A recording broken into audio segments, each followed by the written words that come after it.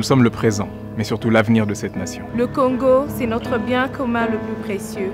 Et son avenir, c'est ensemble que nous le bâtirons. Nous sommes le plus beau visage du Congo. Avec l'amour dans nos cœurs, avançons vers un même but. Nous sommes tous Congolais parce que le Congo vit en nous. Au-delà de nos clivages et de toutes nos différences, laissons brûler la flamme de l'amour, de l'espoir, de l'unité et de la fraternité. Croire et vouloir, s'aimer et se supporter. Nous sommes tous Congolais. Parce que demain est un autre jour, un autre combat. Fils et filles du Congo, aimant et protégeant ce patrimoine de nos aïeux. Congolaises et Congolais, ce qui nous unit doit être plus fort que ce qui pourrait nous diviser. Nous sommes la République démocratique du Congo. Bomoko. Bomoko. Bomoko. Bomoko. One love. Bomoko. Bomoko. Bomoko. Bomoko.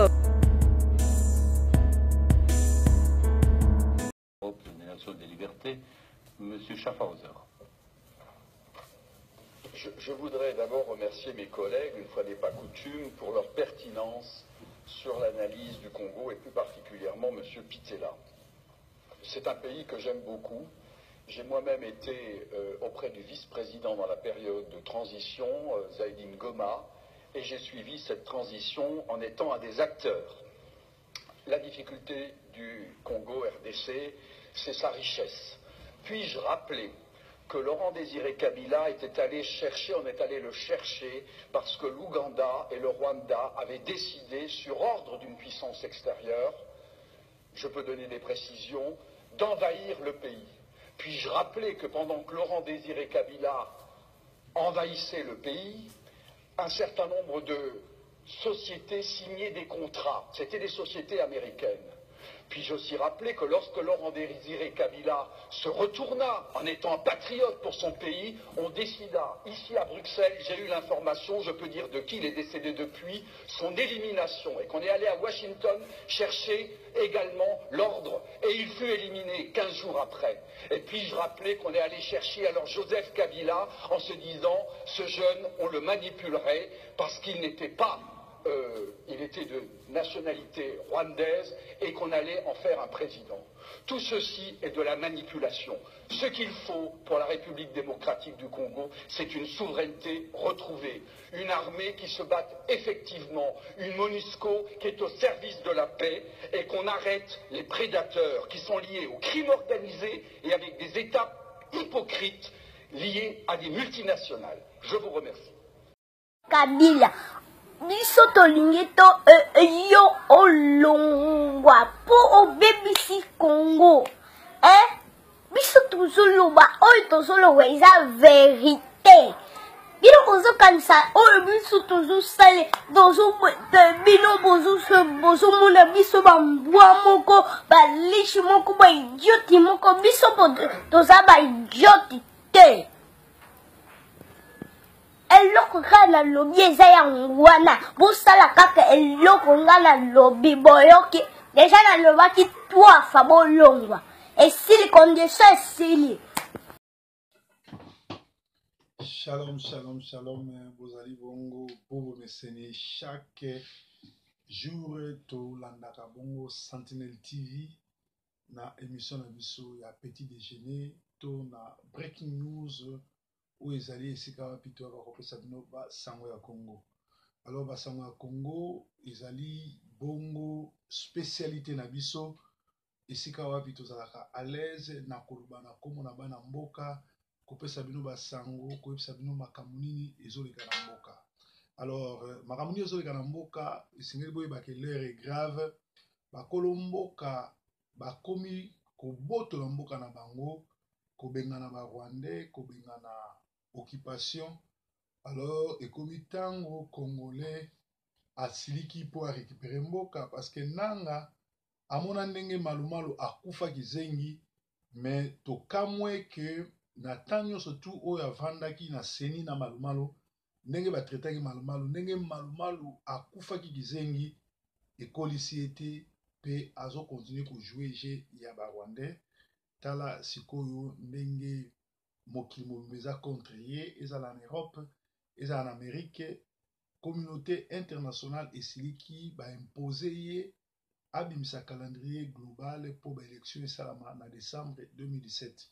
Soki asali yango te donc tokosala transition sans Kabila et lelo je crois ndeko na biso Jean-Marc Kabund auti koloba na Nations Unies tokolanda na bokebi message ni apesaki yaki message moko très important boleli mingi me mikolo ezoya nzamba bundeli biso pe tokoyangala la tokosepela parce que ngongango ekoki oyo bana Congo bazo récupérer mboka na bango to bengana Kabila to canaliser peuple tozala bomoko mpona kobengana Kabila na barwande tu Kabila ndenge aza wana soki kaka ayoki lokito na kankokolo akopakata mbangu na kini parce que aza kadogo abunda te bobengaki soda azwa formation te azali bongo un recrue azalaki bongo likili oyo akima mbangu pe asala kaka service militaire ya formation ya 2 mois na Chine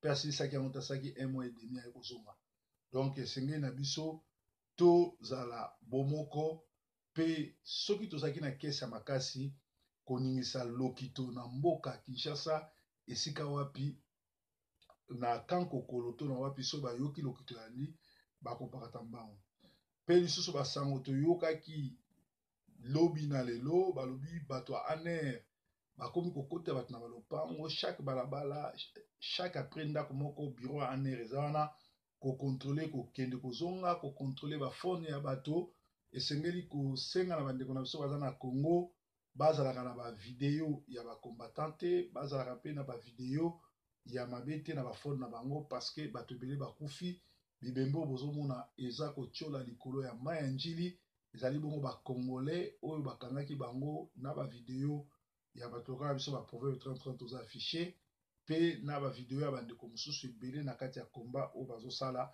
yango bomoni ntina oyo Zoe Kabila abimisi mbongo ebele na David Monso po na koproduire mokala na héritier oyo tobengi na komba Mokwapin azalaki bongo mokala ya Zoe Kabila pe baye kopesa ye kope oyo ya koluka ya koya kobeta pe kobeta na Olympia wana héritier te nde mutu akobeta héritier aza invité parce que eza na ba groupe ya ba Camerounais ya ba Ivoirien bakobeta yango moni biso na komba tozwi mwa problème makasi mpona kofaire annuler concert wana soki ezalaki kaka héritier ye moko elingi ezala automatiquement mais ti sikoyo tozobunda ti mokolo asuka tokoyebisa bino en tout cas concert eza te mais eloko moko oyo David Monso asali abimisi yango ondire ezali bongo festival ya baafricain héritier azwa part alors mpona kostope likambo wana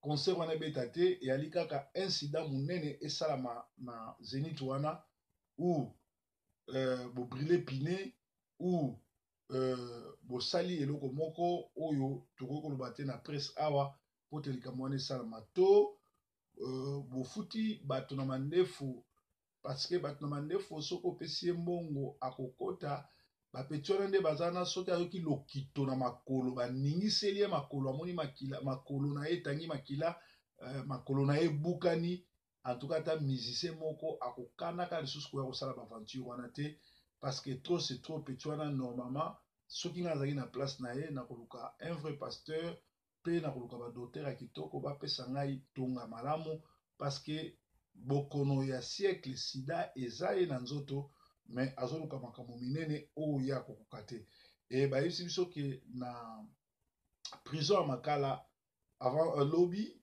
ezalaki bongo ANR bakotaki bakende koenleve Edi Kapen, Frank Diongo, Diomi Ndongala na colonel moko Samba azalaki kuna na bato ebele heureusement baprisonnier bacombattant bazalaki na prison babundeli bandeko na bango mpo bato wana bazala enleve te alors toyebi te service ya ANR oyo bazokoka kobengana bacriminel nyonso to kokanga bacriminel nyonso tu te kokoka mpe koorganize baélection te mais bazokelanda bato baza deja na kati ya boloko mpo na koluka koboma bango alors AFDEL entre AFDEL ça fait 20 ans banda bakota baboma presse mpe baboma instruction c'est-à-dire éducation eza te journaliste na RDC ya solo aza lisusu te baza ya kotanga puis baekole bana bazozwa badiplôme d'état baza instruit te bayebi même koloba français te na suka ya video oyo nakotiela bino interview ya bana na bino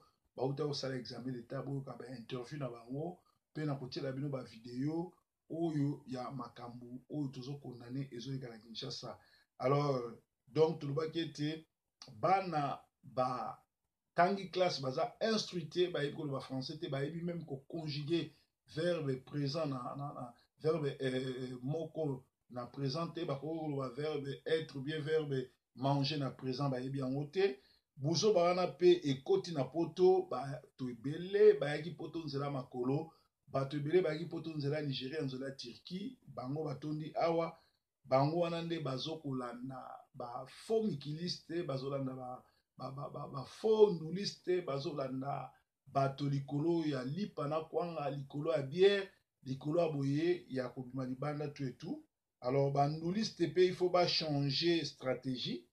Soki moko azui lokito na makolo akosimba misapi na ye na motu pe bakomekaka lisusu koya kobeta na parité.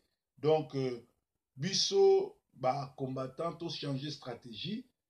En tout cas toke na ndenge ya bomoto na ndenge ya bonzambe bato ba comprendre te.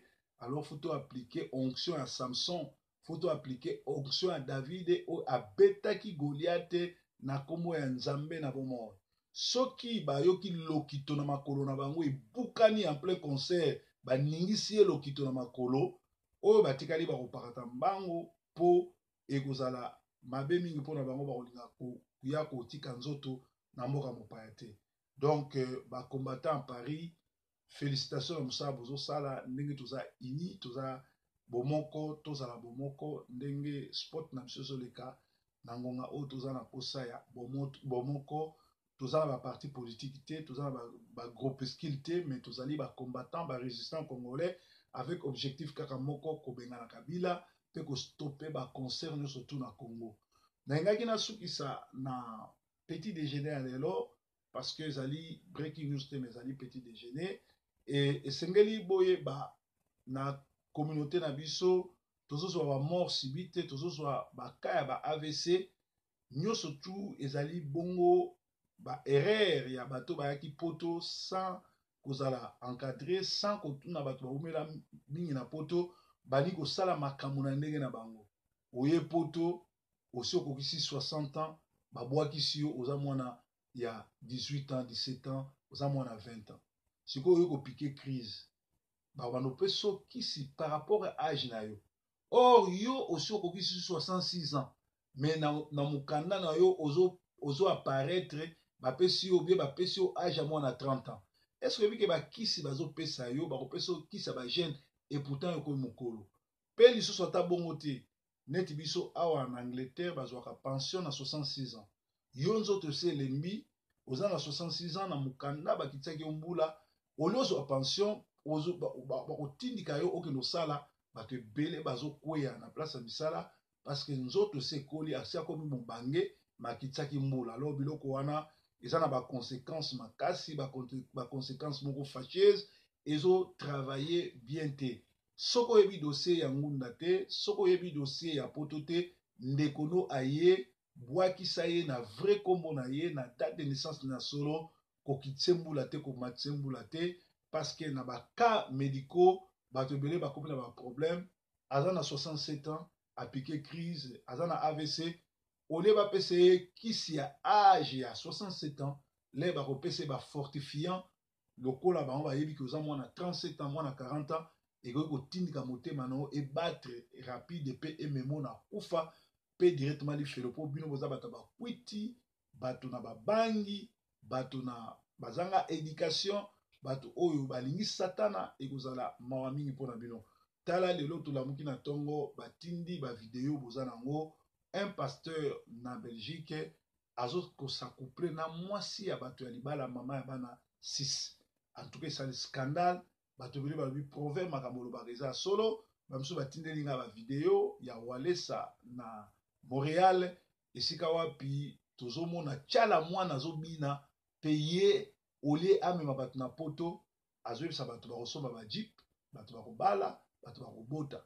Donc ezali mawa mingi na bato nyonso bakendeki na esika wana na kosenga na bino boluka délivrance boluka ba vrai ba pasteur ba bondela pona bino pour en tout cas lokuta mabe walesa aye koloka bino mwasi walesa azakancho abimaka na butu ye moko azancho tango aye wana aye kobebisa misala na bino aye kobebisa bino aye kokotisa bino na kati na lifelo en tout cas soki bosali ki tribalisme soki botie ke tiala mwana ye kobina po ndeko na bino ya ekolo na bino lokwa ba tribal aye eza malamu mais boyebaki bozali bongo na lifelo pe kanda ya nzambe ekozali liboso na bino donc tolobaki ete bakolo mboka babotoli mboka na bango nanga amonaki ndenge malumalu akufi kizengi olia kola koli te azwi mayele te je crois nanga akokufa lokola malumalu pe kala mingi te kanda nzambe ezokita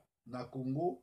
Intercession à vendredi tokobondela mingi parce que Kabila alingi kokufa mais alingi kokufa ye moko te alingi koembraser Congo alingi ko-créer ba tension ba foyer ya tension par-ci par-là ba moto ekufa kotisi ba mercenaires ebele po baboma ba congolais et chaque butu na Congo bazoboma ba jeune ko bwaka bibeme na bango na mai to sambela pote mawa na nzambe ekita na Congo to sambela pote makila ma Yesu et purifier mboka Congo mais et récupérer ba Rwandais ba Rubero ba Kamere ba Kabila bango nyonso tu ba kufa ndenge bayaki pe ndenge bakokende donc nzambe azana contrôle nzambe azana batela na biso ezalaki bongo petit déjeuner à lelo nzambe nanga abatela bino nzambe nanga azana na bino to bondela mingi pona Congo pe to sala bomoko ba combattant bolemba te boluka ba répétition boluka esika nini oyo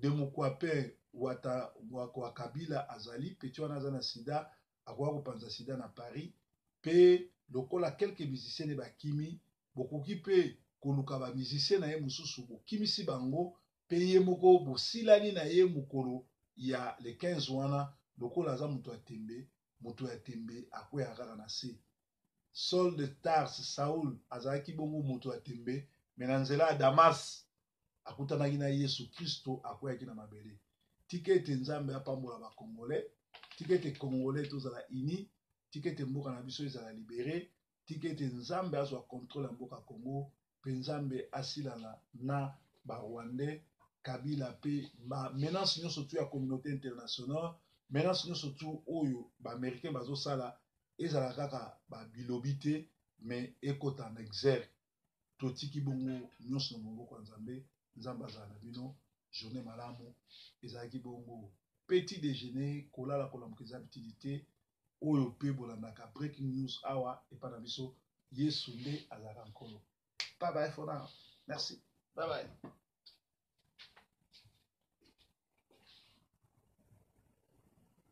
Je ne crois pas que j'aurai ce pourcentage. Non, je vais m'émotionner.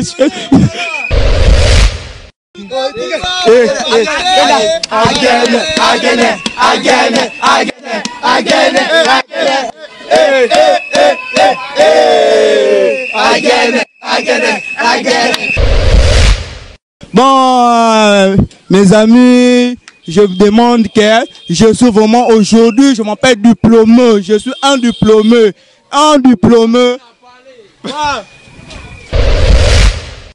Repère-moi un message, pardon? Bon, pour le moment, on a vraiment temps vraiment réfléchi. Il y a beaucoup de musique. Nous sommes contents, nous avons le récit, nous sommes célébrés, en fête, comme la joie. Regarde comme je suis content. Mon ami a pour 53, regardez-moi. Merci mingi nandenge vraiment motema na ngai tondi nesongo pona komona bino ko ngai nalaki na poso na kutana na bino boyebi ngai na uti na Argentine nasala 30 kuna na Argentine na bandi kolanda bino kaka na internet tina lebaki na ko chama kolo na ngana Europe funa kutana na bandi ko donc na se présenter ngai mpia donc na yeko tala bino et puis justement na yeko kutana na réunion bosana ngona devant le Messie, parce que vraiment, Ngaï d'abord, à quoi que vous avez un ministre. Ce qui s'est avec tout de respect. Mais respect n'a pas vraiment c'est vraiment la paix pas la yote. Et ça candidaté. Et ça la réalité dans sa colma pour nous. Yoko lobby que bonjour la candidat peuple. Bon. Mais là on a retourné vraiment est-ce que vraiment vous allez vraiment zaïrois vraiment 100% ou bien congolais. Mais là on a le bousseau. Deuxièmement, ce qui vraiment vous avez la poste au PCO on travaille dans Moutouana. Dans le temps que la biso ba biloko ba diamant ba ivoire ba nini ba ouvre ba nini nous n'avons pas besoin de ça d'abord d'arriver là-bas. Est-ce que vous avez la souffrance du peuple congolais nakati ya mboka oui bien santé yo za nango wana oui bano basa ko vivre na Kinshasa nité mais nakati ya loi nakati ya Kivu na mabele ya Kivu komi wana ville ya ali ce que soit 1500 km auto bengi ba villageois oyo ba communauté internationale basa ko travailler bango la richesse ya bango moko sous sol on a ko bimisa ba richesse et ça va contenir nous ne faut pas besoin de tout ce que tu es en train de dire là des économies nous ne faut pas besoin de ça oui mais souffrance ba nous basa ko lia bien oui ba peuple n'est basa ko souffrir mais c'est d'abord il faut féliciter les combattants au Bayambi par recevoir yo. Osa muto koki ko fanda wana te. Osoba. O bozali na pardon mon côté. Beaucoup sont pardon te. Vous voulez jouer avec nous. Comment se fait-il que yo ya ko fanda awo ya ko kutana na ba combattants vraiment frère. Boyambi parce qu'il est démissionné.